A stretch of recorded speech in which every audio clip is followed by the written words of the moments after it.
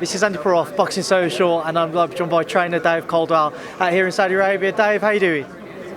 Wicked, mate. Really, really good to be here. It's such an opportunity for Hopey. So, he was just soaking it up and he's enjoying himself. And it's good to see him always reacting to everything. Talk to me about that and how the opportunity came about for Hopey to be on one of the biggest undercards of the year. He was training for a fight, December 19th. He's just fought, he only had a week off, and then he's come back in. And because he's come back in after a week, he's fit, he's sharp, and he gets a last minute call at 10 days notice. Do you fancy putting Hopey Price on the AJ undercard? I was like, yeah. Didn't have no time to think about it whatsoever. So yeah, it was just a call out of the blue, really. I never expected it. What was Hopey's reaction?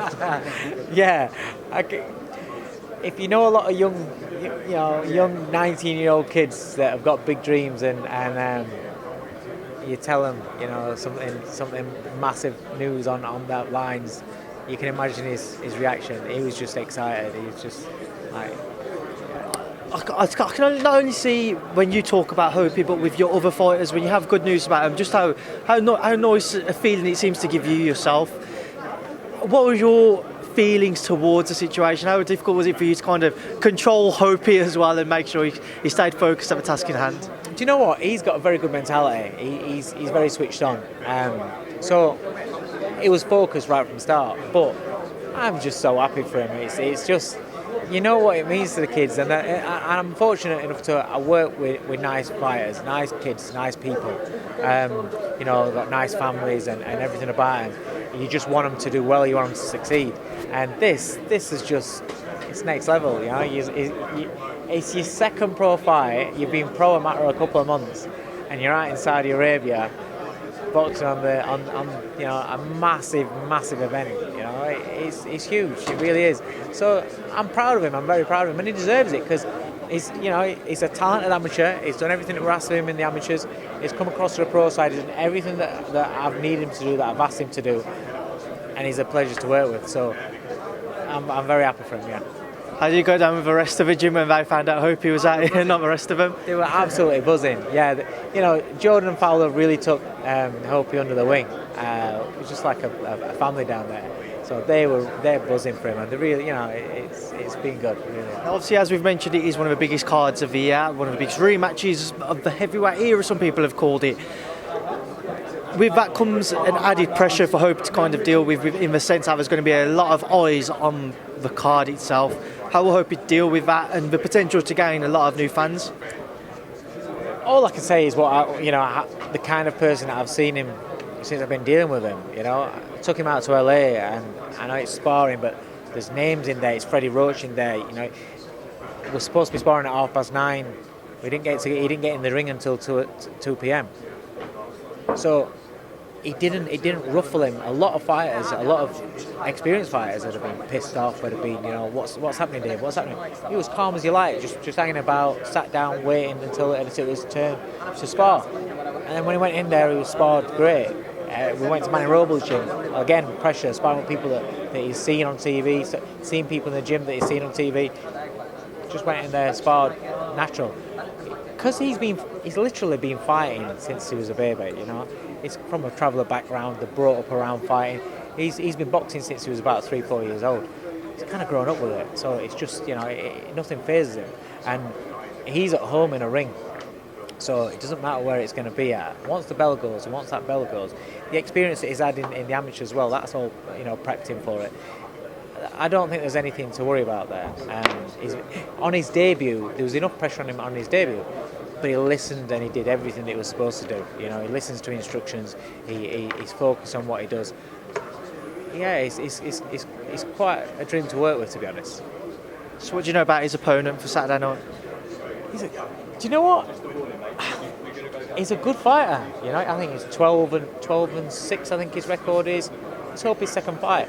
I'm not wanting to get guys with negative records unless I can help it. Unless I can't help it. We had a kid with a positive record for his debut, and it's about. I want to keep him at that sort of level.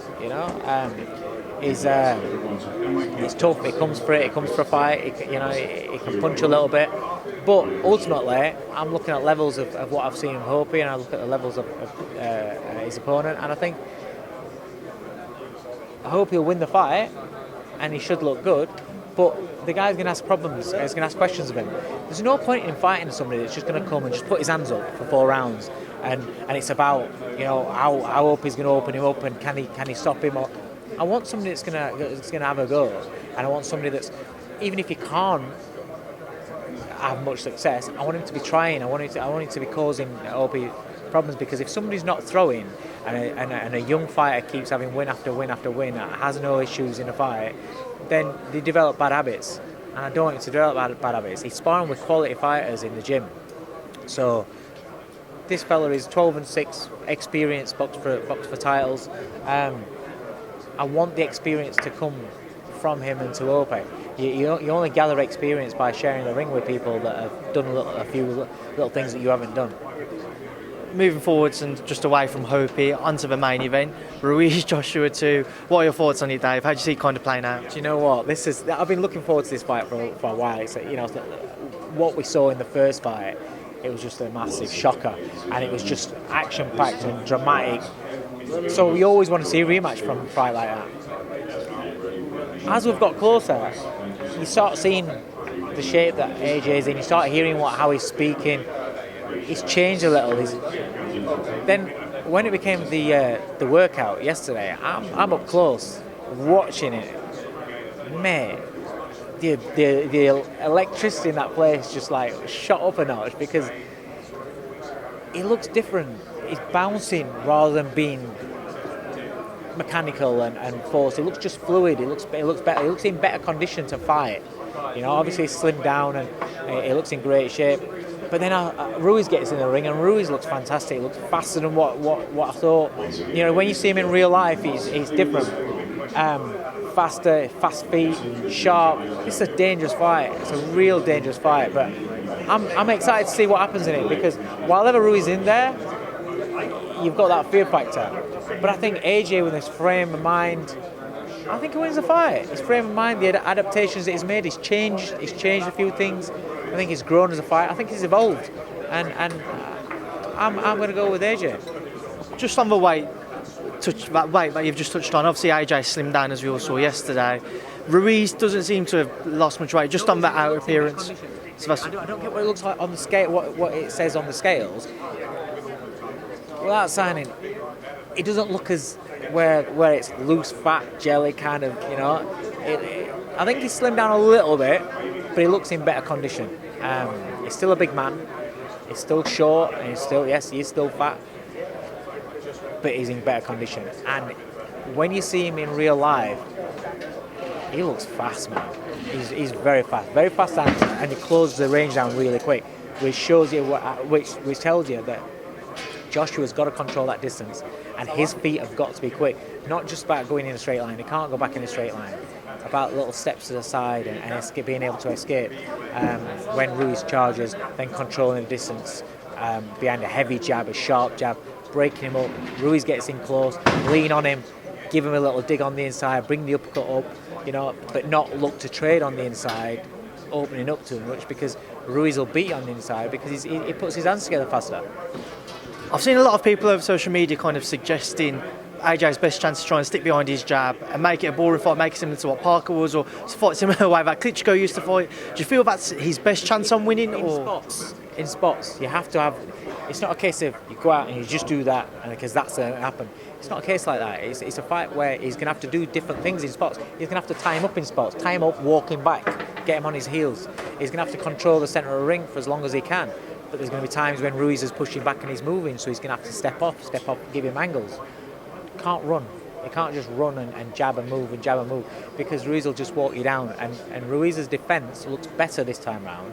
You watched him in the workout. Every shot that he's throwing, it's defence straight after. Uppercut, right hand, left hand. Every shot that he's throwing is covering what's coming back. So AJ's got to feint more. He's got to use his feints to open him up.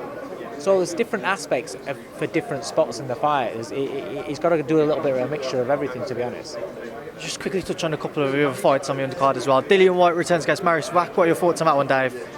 It's a run out for Dillian against somebody that's known in the division. I'd like to see Dillian go out and just get that one over done really quick, because it's got potential to be a little bit, methodical, because Wack's a bit of a stayer. He usually goes about 8-9 rounds, even if he does get stopped. I'd like to see Dillian go out and get an early stoppage. Finally, one which is kind of, as I've said to people, kind of slipped under the radar a bit. Michael Hunter, Alexander Povetkin. How are your thoughts on that one, Dave?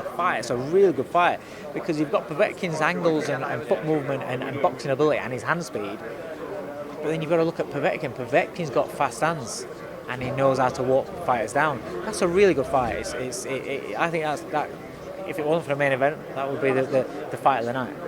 Well, Dave, we are kind of being kicked out here a little bit, so, but as always, I appreciate your time. We'll catch up with you later on in the week. Thanks for speaking to myself and Boxing Social. Thanks, mate. Nice one. Cheers, mate.